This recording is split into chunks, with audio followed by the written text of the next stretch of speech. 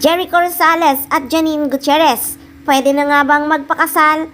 Yes, sigaw ng mga fans, pwede na talaga kung nagmamahalan naman talaga sila. Total nasa tamang edad na sila pareho. Diyos ko day, compatible naman talaga sila. At kung ang showbiz ang inaalala ni Janine dahil marami pa siyang pangarap, ay nako, siguradong susuportahan naman siya ni Jericho Rosales pagdating sa mga pangarap ni Janine sa showbiz industry. Kaso, alam nyo naman sa showbiz, hindi ba, ang daming intriga. Baka mamaya paghiwalayin na naman sila. Ayaw na ayaw pa naman ni Janine pag nagpakasal siya ay mauuwi lang sa hiwalayan. Ika nga, pang forever talaga ang gusto niya.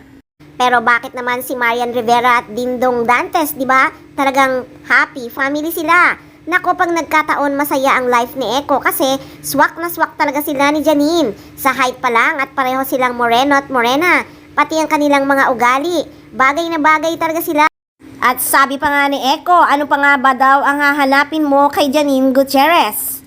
Nako, sigurado pag nagpakasal sila, stop muna si Janine sa showbiz. At si Eko muna ang mamamayagpag sa showbiz.